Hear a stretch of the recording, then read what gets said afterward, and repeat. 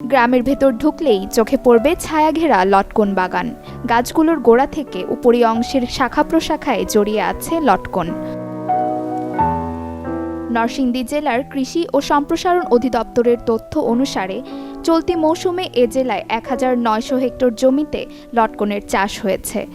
এটি গত বছরের তুলনায় ২০০ হেক্টর বেশি। অন্যান্য এলাকার তুলনায় মাটির গুণ ও আবহাওয়ার জন্য জেলার শিবপুর, বেলাব ও রায়পুরা উপজেলায় লটকন চাষ বেশি হচ্ছে। লটকন চাষ অধিক লাভজনক হওয়ায় প্রতি বছর বাড়ছে এ ফল চাষের পরিধি।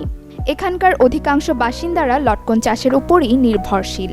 এই বছর আমার সকল লটকলে প্রায় ৮ লক্ষ টাকা মতো আমি বেচা কিনা করছি বাগানে। তালা দিলে এই বাগানটা আমরা বেশ লাভবান হচ্ছি ইনশাল্লাহ। এটার মধ্যে পরিশ্রম কম, পরিচর্যাও কম, ওই সুবাদে আমাদের বাগানটা লাভবান। আমরা বাগানতে মাল আনি এখানে ফাইরে দিই। এখন তো সমস্ত বাংলাদেশে বিভিন্ন জায়গায় এই মালটা সাপ্লাই হয়।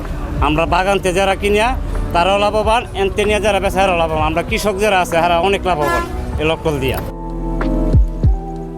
নরসিংদী জেলার রায়পুরা উপজেলার ঢাকা সিলেট মহাসাগরের মরজাল বাসস্ট্যান্ড এলাকায় লটকনের সবচেয়ে বড় বাজার।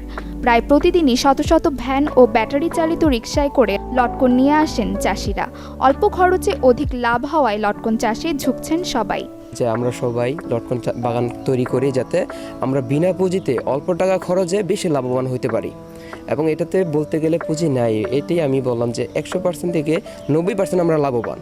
বাকি 10% আমাদের টুকটাক খরচ পড়ে, আমাদের কস্টিং খরচ, আমাদের যাতায়াত খরচ, আমাদের লেবার খরচ এবং আমাদের গোবর কীটনাশক যা প্রয়োজন হয় আমরা বাকি 10%-এর ভিতরে রাখতে পারি। বাকি 90% আমাদের প্রফিট থাকে। অনেক প্রচুর ফলন। আমরা এলাকার মানুষ লটকল বিক্রি করিয়া অনেকে 10 লাখ, 20 লাখ, 30 লাখ টাকা পর্যন্ত লটকল বিক্রি করি। এই এলাকার আমরা বর্তমানে লটকল বিক্রি করিয়া অনেক পয়সার মালিক। সারা বাংলাদেশে যায় লটকল, দেশের বাইরেও যায়। লটকলটা একটা বিরাট সম্পদ আমরা এলাকার লাগে।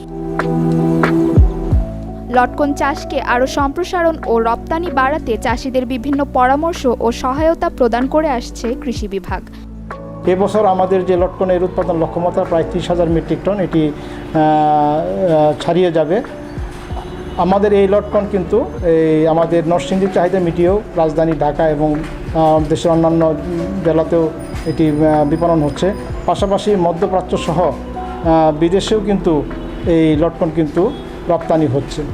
তো আমরা আমাদের যে কৃষি সম্প্রসারণ অধিদপ্তরের পক্ষ থেকে লটকন চাষিদেরকে প্রয়োজনীয় পরামর্শ দিয়ে থাকি। বিশেষ করে যারা নতুন উদ্যোক্তা বা নতুন বাগান যারা তৈরি করতে চায় তাদেরকে চারা দিয়ে থাকি, পাশাপাশি তাদেরকে প্রশিক্ষণ দিয়ে থাকি এবং বর্তমানে যে বাগান আছে সেগুলো ফল চাষে সরকারি পৃষ্ঠপোষকতা বাড়ানো গেলে জেলায় লটকন চাষের পরিধি বাড়ার সম্ভাবনা রয়েছে।